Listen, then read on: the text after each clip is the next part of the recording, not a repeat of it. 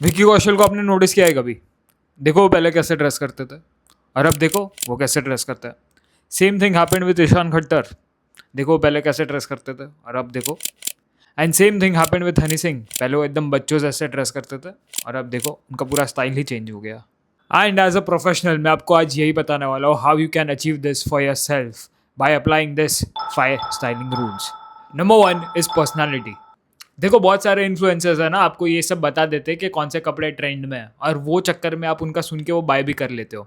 अब ये सब जो ट्रेंडी कपड़े हैं ना, जो ये इन्फ्लुएंसर्स बताते हैं, ये सब उन पे तो कूल लगता है, बट आप जब पहनते हो ना तब आप उसमें जोकर लगते हो। और यही सेम मिस्टेक हम नहीं, बड़े बड़े सेलिब्रिटीज भी करते हैं, जो ट्रेंडी कपड़े बाय तो कर लेते हैं but at the and joker जैसे लगता है, बिकॉज वो उनकी पर्सनैलिटी और उनके लाइफस्टाइल के साथ मैच नहीं होता है। But once you figure out your personality या आपकी लाइफस्टाइल, या तो आप ये फिगर आउट कर लेते हो कि आपको कैसे पोर्ट्रे करना है अपने आप को, देन आप कुछ भी रैंडम चीज़ें जो इन्फ्लुएंसर्स बोलते हो ना वो नहीं बाय करोगे and you will develop a taste. And ये सेम चीज़ आप एक स्टाइलिश को करते हुए देखोगे। आप जब कोई भी एक मूवी या सीरीज देखते हो, उसमें एक जो कैरेक्टर होता है उसके कपड़े कैसे डिसाइड होते हैं बेस्ड ऑन उसकी पर्सनैलिटी, उसकी लाइफस्टाइल एंड उसके and how they want to be portrayed on the screen. उस हिसाब से उनके कपड़े डिसाइड होता है।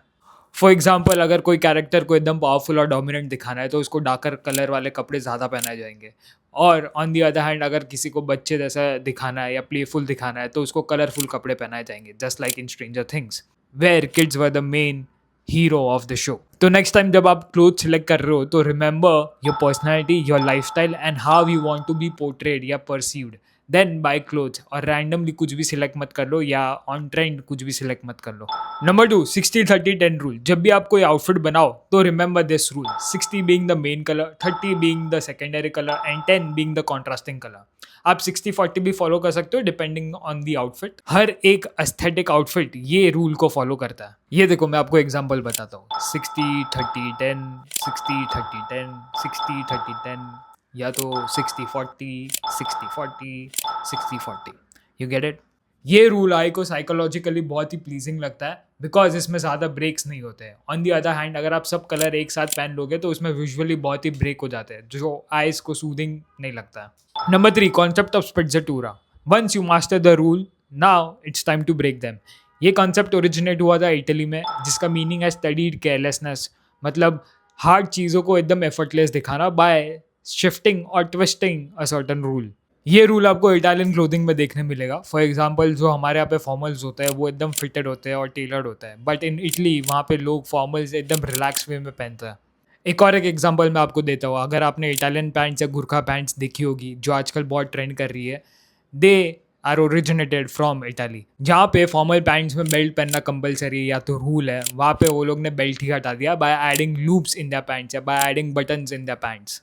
Wearing polos या T-shirt with trousers is another example of this spezzatura। अब ये स्टाइल आपको थोड़ा मास्टर करने में डिफिकल्ट लगेगी, बट आप मेरे वीडियोस देखोगे तो सीख जाओगे। Okay, moving on to next concept, concept of ma. Now ma is a traditional Japanese concept जिसका मीनिंग होता है नेगेटिव स्पेसेस या तो कॉन्शियस पॉजेस। वो डिस्क्राइब करते हैं जैसे एम्प्टी स्पेसेस बिटवीन वर्ड्स, या तो साइलेंस बिटवीन द म्यूजिक, या तो नेगेटिव स्पेसेस या तो intentional spaces between the furniture. Minimalism जो आजकल बहुत ट्रेंड कर रहा है, ओरिजिनेटेड इन जापान। आपने यूनिक्लो ब्रांड के कपड़े देखे हैं, जो जापानीज ब्रांड है? एकदम प्लेन और सिंपल कपड़े रहते हैं येट क्लीन।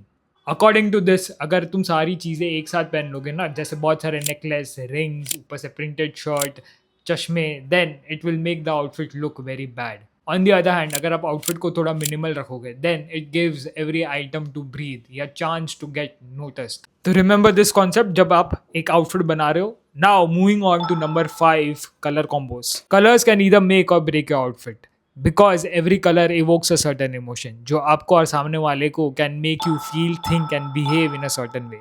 साइकोलॉजिकली इस फिनोमेना को बोलते हैं एनक्लॉथ कॉग्निशन। आपने कभी सोचा आप ब्लैक कलर पहन के इतना कॉन्फिडेंट क्यों फील करते हैं? या बिकॉज ऑफ एनक्लॉथ कॉग्निशन। अब इसको मैंने पूरा एक अलग वीडियो में समझाया हुआ है, जहाँ पे मैं आपको बताता हूँ कि कौन से कलर साइकोलॉजिकली कौन से इमोशन इवोक करते हैं, which you can use to manipulate the perception of public and which will help you to dress better according to different occasion. तो वो वीडियो को देख लेना, और आज के लिए बस इतना ही। मिलते हैं नेक्स्ट वीडियो में।